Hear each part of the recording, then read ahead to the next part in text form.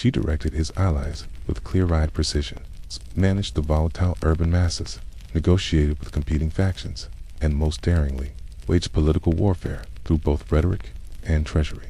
She financed loyal military units, distributed strategic bribes to maintain public order, and ensured that legislation benefited Antony's long-term ambitions. Ancient historians like Appian and Dio Cassius, reflecting Rome's deeply misogynistic lens, described her as manipulative, shrewish, and bloodthirsty. Yet beneath these caricatures emerges the portrait of a woman actively conducting high politics in a system that offered women no legitimate path beyond domestic confinement. Fulvia constructed political coalitions, cultivated military commanders, and issued authoritative decrees functions explicitly reserved for male senators and consuls. She made high-profile public appearances and nurtured crucial relationships with veteran soldiers, perhaps the most politically decisive demographic in the Republic's final days. During Antony's extended campaigns in the East, Fulvia became the face of his authority throughout Italy, conferring with centurions, influencing critical land distribution policies, and constantly reinforcing that loyalty to Antony would be generously rewarded.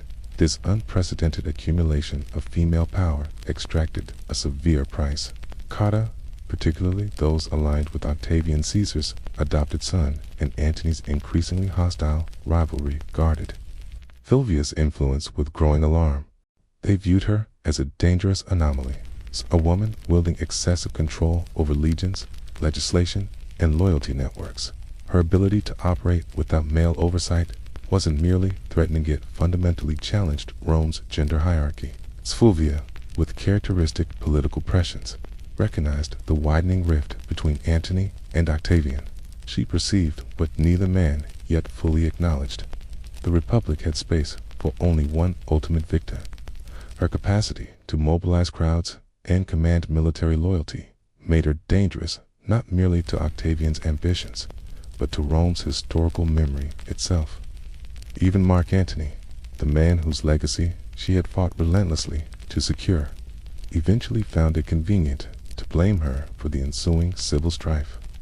After reconciling with Octavian and cementing their tenuous peace through marriage to Octavia, Antony used Fulvia's death as diplomatic currency.